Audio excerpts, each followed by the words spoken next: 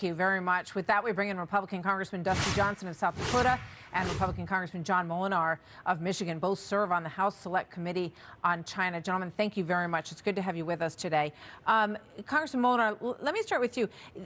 General Saltzman, who we just heard from in Jillian's piece, he also testified in that hearing. He said, we're seeing satellites that can actually grab another satellite, grapple with it, and pull it out of its operational orbit. This is space warfare, isn't it? Well, it is. It's very concerning, and we need to be ahead of the game on this. We need to support our Space Force. We need to make sure we're investing in cybersecurity and stay ahead of the game. China is clearly wanting to advance their military objectives in space, and we need to recognize that threat and respond accordingly. Yeah, Congressman Johnson, you know, we all remember when the former president, Donald Trump, began the Space Force, and there was a lot of humor around it and, you know, question about whether or not we needed one. I think it's pretty clear that we do need one. Has this administration done what is necessary to make us competitive with China so they don't pull our satellites out of the orbit and get rid of them? Well, you're right. President Trump was farsighted in this way, and the administration has not done enough to check this very serious threat.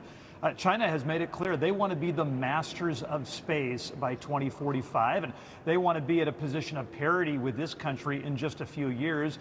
They've got 347 satellites with likely military or counter-espionage capabilities already up there. This is the kind of thing, listen, we've got to get our head on straight, because this is the next battlefield, and we'd better be ready. We'd better be ready when that day comes. Yeah, here's John Hanna, former national security advisor to former Vice President Cheney. Watch this. If China is able to knock out our ability to see what the enemy is doing, our ability to exert command and control and communications between our own forces, it's virtually game over for us on the battlefield here on Earth. So, Congressman, I think a lot of people watch this at home, Congressman Moolenaar, and they say, well, what do we do? How could we be behind on this? What's your answer to them? Well, one of the reasons Speaker McCarthy wanted to set up the Select Committee on China was to look at these specific threats from China. They want to replace the dollar with their own currency. They want to spy on our children with TikTok, all these different areas that they're threatening around the globe. And so this is one area that we need to be vigilant and protect our homeland. All right, here's a video from a protest on another topic real quick here, Congressman Moolenaar. In your area in Michigan, a protest against building a huge Chinese EV plant on rural territory in Michigan. Is that plant going to get built by China?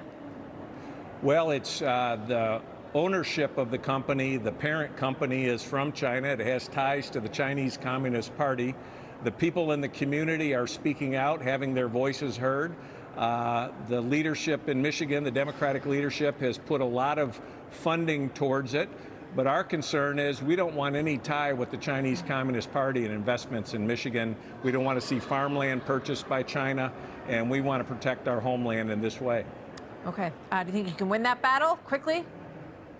Absolutely, we can win the battle, and we need to. We have had experts testify before our committee that China is seeking coercive power economically over this country.